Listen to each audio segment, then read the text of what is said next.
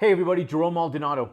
I want to talk to you guys today a little bit about redeveloping real estate, repositioning real estate, because I know a lot of people that are watching this video and watching this content are people that are purchasing real estate that's pre-existing. And so redeveloping real estate is anything that has to do with value add properties. So for all of you multifamily guys that are purchasing, doing value add, for all of you fix and flip professionals out there that are buying single family homes, fixing them, flipping them, or exercising the BRRRR strategy, and anybody that's purchasing pre-existing real estate, whether it's commercial or residential, these are the 5 steps that we utilize day in and day out. And one of the big things that's made our business so successful over the years is the fact that we've ran and facilitated such a large construction company since 1998. And so it's the systems that we've developed over the last 20 plus years that's really made what we do work so well. And I think it's where most people miss the boat, because time and time again, I go in and I get curious as to what other people are doing. So I walk projects, I'm always underwriting deals. And one thing that's consistent in almost every single project that I go out and walk is the mismanagement of the value add and the renovation projects that go on, what really scales your upside, right? Which really scales your profitability on any project. So much so that, in winter months, people will buy real estate for long-term holdings or as a business. For us, real estate has become a part of our lives in our day-to-day business endeavors. And so much so that we'll even just go out and just simply buy a building, a commercial building, just for the winter months to keep our crews busy. And the reason that we're able to do that and just buy a piece of real estate to keep our crews busy over the winter months and then either decide to hold it or sell it is because we know the profitability because of the management systems that we implement to be able to reposition that asset. And so I know that when I buy a building, I can go in, I can underwrite it, I can underwrite the renovations on it, and I can exercise these 5 steps that I'm going to go over with you guys today. And what I can do is make a profit on every single building that I purchase. And so I want to be able to get you guys to the exact same standpoint in your lives where you can confidently go in and say, no, that doesn't work, that doesn't work. Yes, that's my deal right there. That's my deal. I'm going to buy that deal. And then you underwrite it and you sit back and you take action on it. And at the end, your profitability is almost exactly what you thought it was going to be from the day that you purchased the property.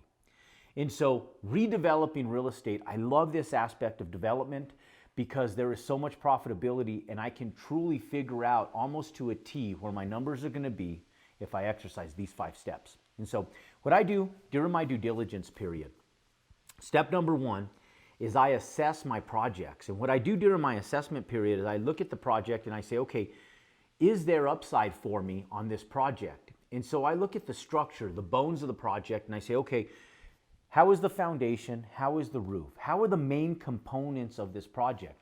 Is the heating and cooling system and all the mechanical systems in order? Am I going to have to redo the electric? Like, what are my expenses associated with renovating this project, right? So I just look at the viability and I look at my comps. I say, okay, is the area going to support the upside on this exact purchase price? Like across the street, is Susie or John or whoever owns the property across the street, are they getting rents that will support what I'm going to do here? Because I'm going to make my property better than Susie's and Joe's. I'm going to make my property significantly better than what's across the street. But I'm going to assess it based on what's across the street because I know that the market bears that amount. And so I want to assess my project. And I do this during my due diligence period because if I do this once I take the project under acquisition and I purchase it, then I can't walk away from it. Now I'm stuck with a liability if everything that I want to purchase that property for doesn't work out. So I want to make sure that everything's in line. I want to make sure that the universe is in line with what my end goal is. And my end goal in every single project is what? Profitability. It's money. Everything comes down to dollars and cents. And so I go in and number 1, I assess the project for financial viability, what it's going to take to renovate, and what the market bears in that area. And the only way to get good at that is by underwriting deals and shopping your local market to know what your purchase price should be. So I assess my project and I assess my asset. The second thing I do is I create a business plan.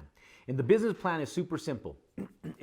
Your business plan should talk about what you're starting with, what your end goal is, okay? So you should always have your end goal in mind.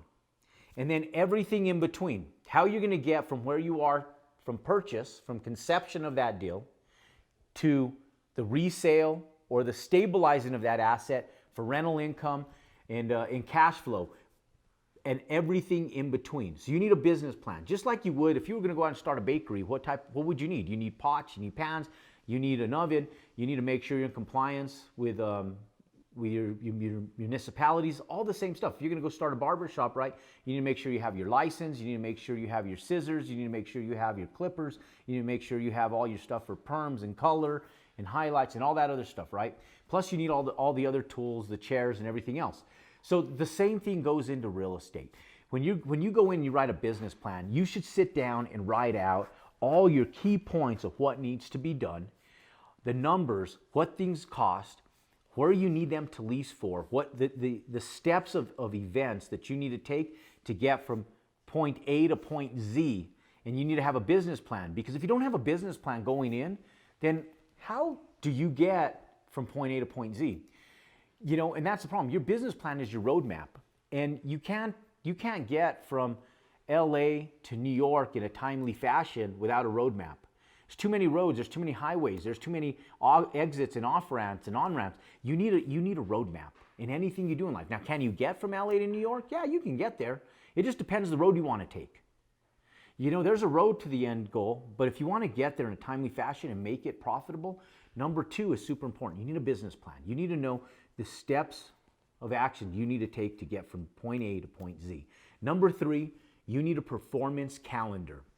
Most people go into renovations and go, yeah, I got 1 year to renovate this project, or I got X amount. Like I go in on a project in the winter months, I know that come end of February, end of tax season, we're busy on our residential sector. I can't afford to be renovating these projects. I can't afford to be renovating these projects come March 1st. So I need to start looking at real estate in September, October. I need to have that asset purchased by October, no later than November. And then I need a project that I can turnkey in 3 months. I have 3 months to do this, right? And I have X amount of profit. And what this project is for is just the dead labor that we may have over the winter months. And so I know that I already have ongoing projects. We're never dead in the winter. We're never completely slow in the winter. We have projects going on. We just happen to be a little bit slower. So to be able to feed the guys around the holidays, when our residential sector of our construction company slows a little bit, our commercial sector never slows, but I can dump this 3-month project on them and say, okay guys, this has to be done by February 28th, February 29th if it's leap year, but we have to be in a position by March 1st for those phones. We know systematically those phones are gonna start ringing. 3 months. So I sit back and I say, okay, I have a performance calendar. I need the tear down to be this day. I need the framers in this day. I need plumbers in this day, electricians in this day. I need heating and cooling guys in this day. And usually I pile people on top of each other. They work together. I need the roofers. I need the stucco guys. I need the trim out guys. I need the flooring guys. And I have a calendar of events. And I always flub it to my guys. Yeah, we got to be done next week. Even if I have 2 extra weeks, and we have to be done by next Friday. We have to be done. And it comes down to project management. Are you staying on track with your calendar of events? Because if I can make $100,000 on this in 30 months, well, great. You know what? That just added $100,000 of profit into my bottom line for the year. But if it takes me 8 months to do it, then shoot, I can go pour 5 driveways, concrete driveways, and make substantially more money. I can go out and build an entire home and make substantially more money. So what is the value of your time? And so my time is super valuable based on what we earn in our companies and in our business. So when I buy a real estate deal, I want to know that I can cram how long I have to take to cram this work into so many months, or a year or 2 years, to be able to have so much profitability to make my time valuable to me. It's because I know what my time's worth. I know what my time's worth. I know what I need to do to perform.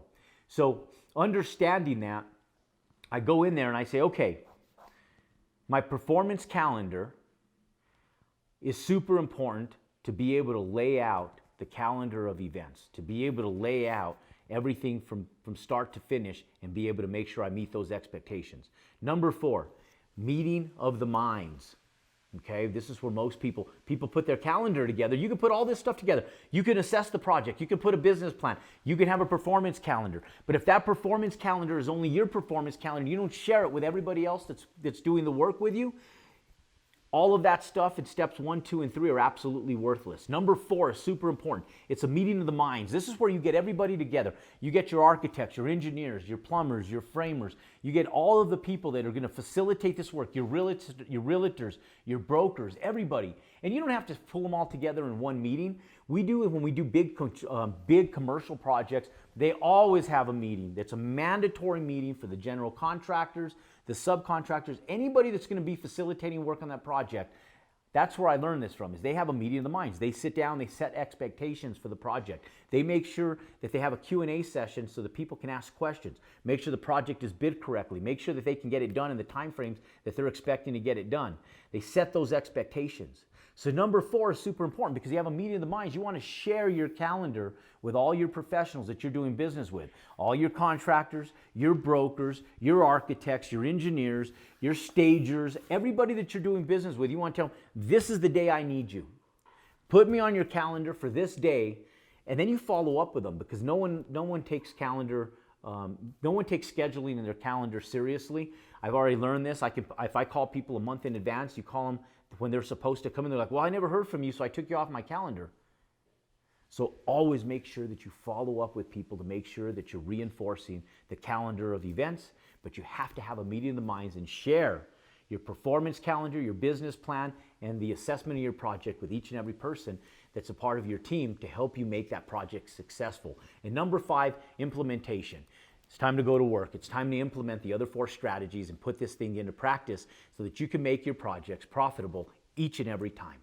This way, when you buy a project, you pick up an asset and you're looking at redevelopment, if you follow these 5 steps, the profitability that you're hoping to make in the beginning will be the actual profitability that you turnkey at the end of your project just from being organized and implementing the 5 simple steps that we exercise every day and have been exercising for the last 25 plus years.